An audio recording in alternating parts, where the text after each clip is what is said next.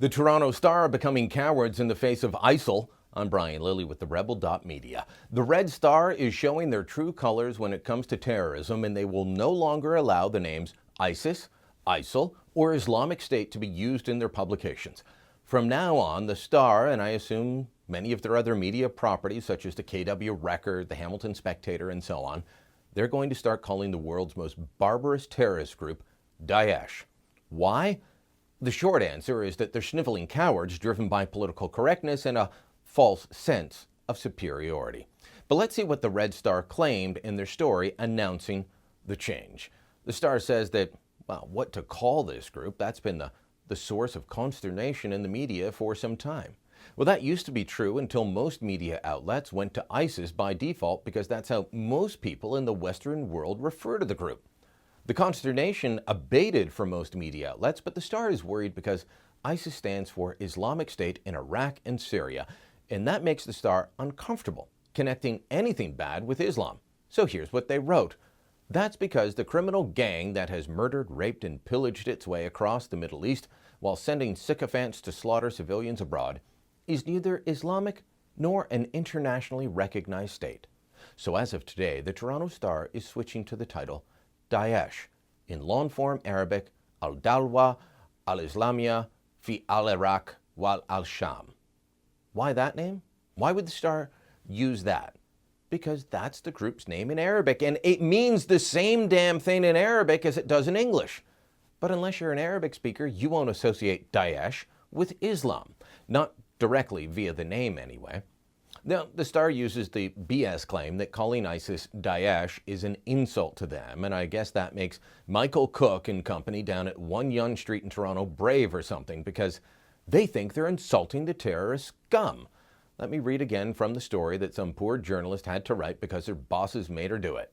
Daesh itself has abandoned the shortened term because it is too close to the Arabic words that mean one who crushes underfoot or sowers of discord. It's also similar to the word for bigot. Those are much closer to the truth and have added the benefit that Daesh also insults rather than flatters the group. So outraged is Daesh at the label that it reportedly threatened to cut the tongue out of anyone who used it instead of the self-styled full name. Really? We're supposed to believe that the Red Star is doing this so that they can insult people that don't read what they write. Well, if you listen to Cookie, Michael Cook, the bigwig down there, then yes, that's what he's saying. He writes, "These people are a huge multinational gang of killers and rapists. They have no legitimacy as a state, and this name change helps emphasize that," said the Star's editor-in-chief Michael Cook in announcing the change. I'm not buying it. This is about one thing and one thing only: political correctness and the Star's desire not to offend. Now, why do I reject this name change? By the way, this name change, it's soon going to be taken up by the Trudeau government now that their official paper of record has told them what to do. But I'm still going to reject this, even if all other media outlets change. Because I believe in plain language, and I believe in taking someone at their word when they tell you who they are.